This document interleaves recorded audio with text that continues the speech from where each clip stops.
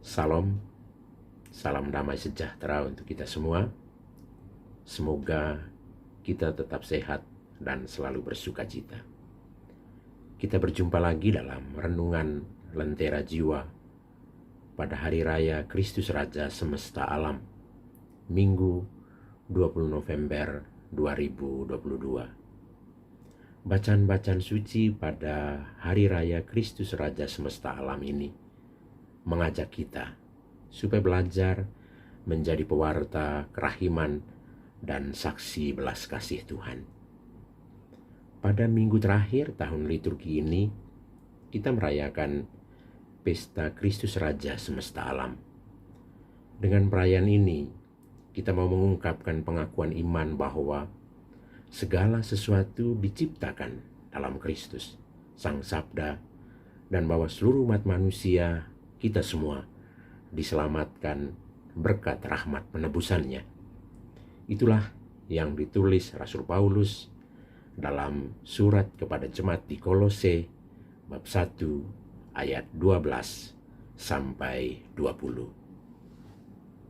Saudara-saudariku terkasih, bacaan pertama dari kitab kedua Samuel bab 5 ayat 1 sampai 3 mengisahkan tentang Raja Daud yang mula-mula diurapi Samuel menjadi Raja Yehuda. Dia berhasil mempersatukan kedua belas suku Israel menjadi satu kerajaan besar dan kuat. Kemudian sesudah kerajaan itu runtuh, umat Israel mengharapkan kedatangan Al-Masih sebagai Daud baru yang akan mendirikan kerajaan mesianis yang megah, yang abadi dan tak terkalahkan. Kristus Raja Semesta Alam menjungkir balikan pandangan manusia tentang makna kekuasaan dalam kerajaan Allah. Ada beberapa poin penting yang bisa kita temukan dan bisa kita renungkan.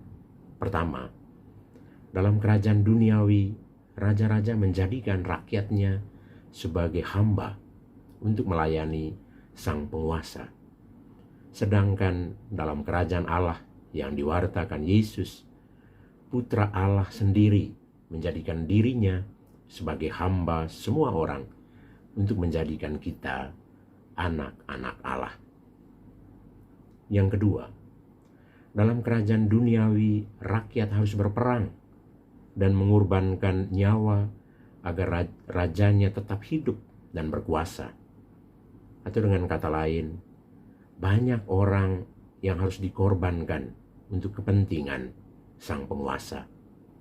Sedangkan dalam kerajaan Allah, Kristus mengorbankan nyawanya sendiri agar kita semua memperoleh hidup abadi. Yang ketiga, raja-raja dunia ini mengejar tahta kemuliaan, harta kekayaan dan kekuasaan. Sedangkan Kristus menghampakan diri sampai mati di salib hina untuk menyatakan belas kasih Allah yang tiada berhingga bagi kita semua. Saudara-saudariku terkasih, kerahiman dan belas kasih ilahi ini dinyatakan secara paling jelas dalam peristiwa pengampunan Yesus bagi Dismas, penjahat yang bertobat di kayu salib, sebagaimana yang kita dengar dalam Injil Lukas bab 23 ayat 35 sampai 43.